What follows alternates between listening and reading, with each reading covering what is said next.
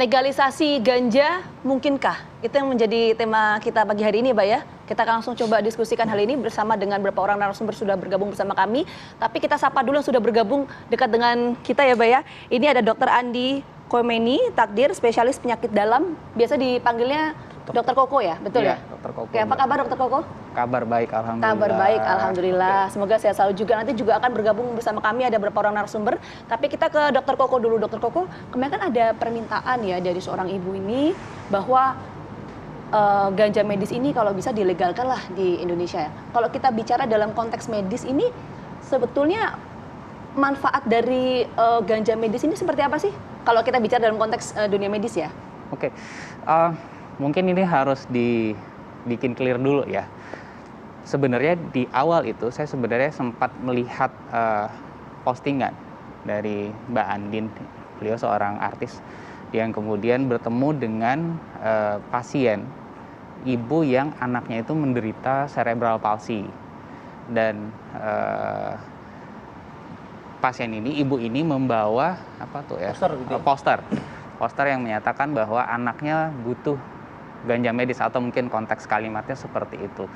Jadi ada dua case sebenarnya. Ada kondisi anaknya yang cerebral palsy, anaknya yang sedang menderita cerebral palsy. Kita belum tahu tingkatannya itu masuk keparahannya seperti apa ya. Karena ada yang sifatnya agak ringan, kemudian ada yang sampai memang agak berat dan memang mengalami kejang, bisa sampai beberapa kali dalam sehari. Mungkin itu yang jadi concern. Itu masuk dalam tingkatan mana? Kalau sampai kejang berapa kali? Itu cukup berat. Cukup berat. Karena pasien jadi sangat tergantung terhadap caregivernya, terhadap keluarganya, terhadap orang yang merawat dan sebagainya. Jadi, nah di sisi lain kita tahu bahwa mungkin ibu ini sudah mencoba beberapa treatment atau mungkin mencari solusi untuk membantu kehidupan anak dia, kan? Nah, salah satu opsi yang mungkin kepikiran oleh Ibu Santi kalau nggak salah, itu adalah menggunakan medical marijuana atau medical cannabis, ya, ganja medis sih kalau kita translasi ke Indonesia. Nah, melihat itu, saya kemudian agak concern di situ, Bu, kayaknya ini bisa nih, ada yang bisa dibantu, tapi saya nggak paham nih kalau soal ganja. Yes.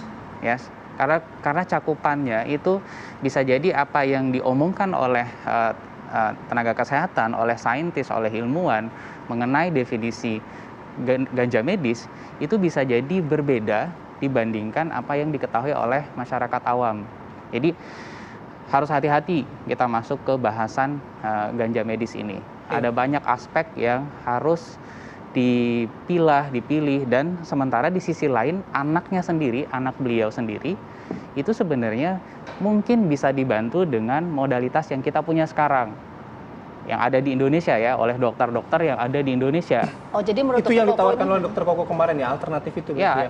Saya pikir kita bisa memberikan advice, saran, dan juga pendampingan, bantuan gitu kepada Ibu Santi dan anaknya terutama. Oke, kita sudah juga terhubung nih Dokter Koko dengan Ibu Santi. Selamat pagi, Bu Santi. Selamat pagi semuanya. Salam kenal. Salam kenal. Assalamualaikum, Bu. Gimana, Maaf? Assalamualaikum, Bu. Sudah dengar suara kami ya, Bu ya? Warahmatullahi wabarakatuh. Sudah. Oke, baik.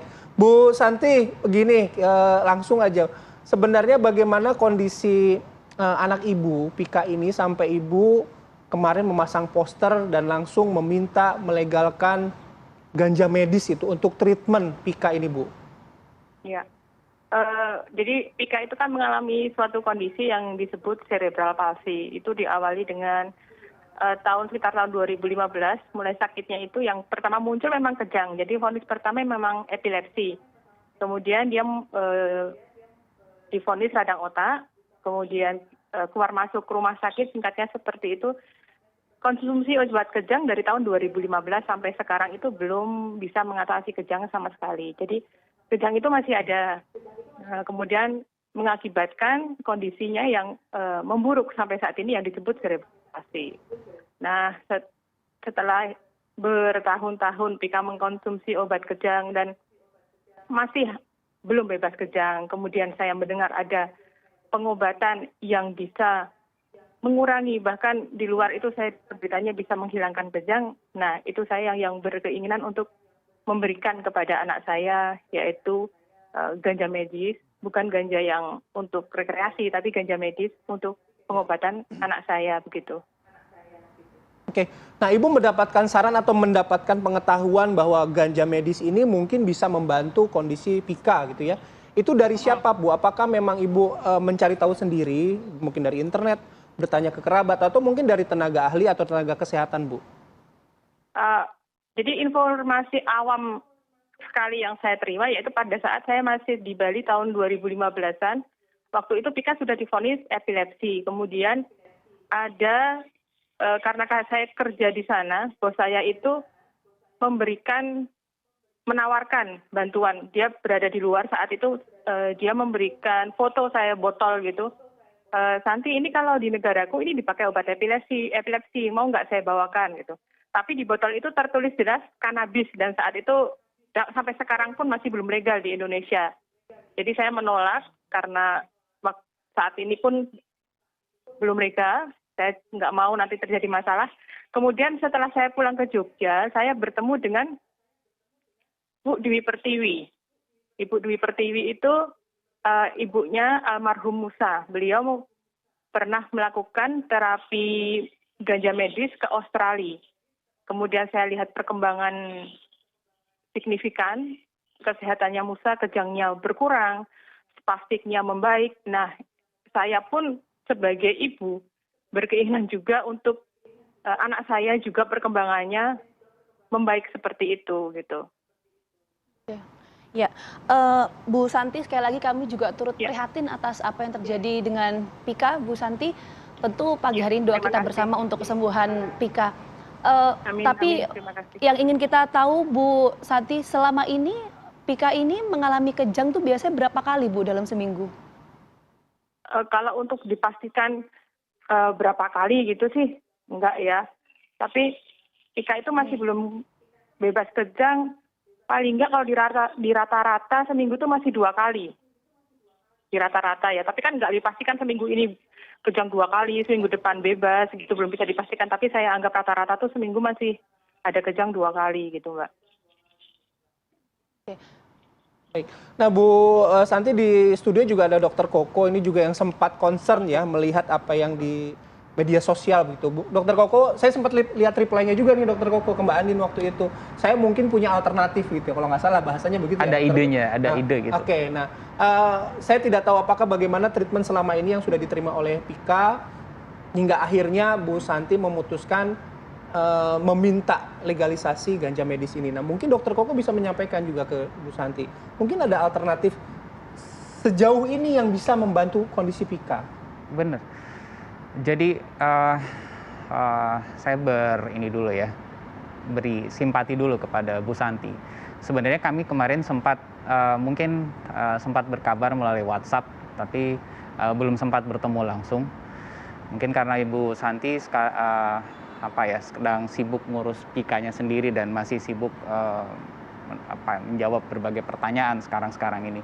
Nah, kemarin itu waktu saya melihat kondisi secara foto ya dari Pika, kemudian hari ini juga pagi ini kita mendengar kondisinya dari Bu Santi bahwa mungkin dalam seminggu itu bisa kejang 2-3 kali. Benar bahwa cerebral palsy ini adalah penyakit yang less progresif. Jadi dia biasanya tidak memberat. Ini berdasarkan literatur. Jadi jarang ada yang kalau 2-3 kali kemudian bisa menjadi tiap hari. Tapi tentu siapapun orang tua itu tidak akan tahan gitu ya, tidak mau kalau anaknya akan terus-menerus pada kondisi seperti itu ya. Dalam bayang-bayang bisa kapan aja nih ada kejang atau kejadian apapun gitu. Nah, ini biasanya saya juga belum tahu Ibu Santi ini sudah ketemu dengan dokter siapa aja, sudah diarahkan ke spesialis apa saja. Nanti tolong Bu Santi kalau memang ada informasi yang masih kurang, bisa tuh kita komunikasi lagi. Tapi biasanya kasus cerebral palsy itu tidak ditangani oleh satu orang dokter saja. Biasa beberapa begitu Ini ya? akan ditangani oleh multidisipliner, Oke. dokter. Jadi akan ada teman spesialis sejawat dokter anak, ya, karena ditemukannya biasanya pada usia balita. Itu satu. Kemudian biasanya akan dibantu bareng-bareng dengan dokter neurologi saraf, karena ada dugaan epilepsi, kejadian kejang, ya. Yang ketiga biasanya juga akan involve tuh dokter gizi yang akan mengatur pola makan. Kemudian ada dokter rehabilitasi medik atau dokter okupasi yang akan melatih gerakan, karena kita lihat kondisi Pika dan mungkin pasien-pasien cerebral palsy yang lain juga ikut ngetek tuh di sosmed kemarin, dok anak saya gini. Itu memang limitasi bergerak tuh terjadi.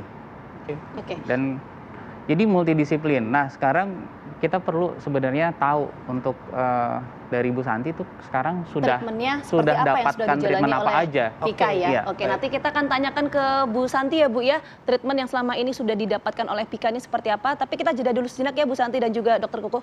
Kita akan kembali hadir saat lagi untuk Anda, tetap bersama kami.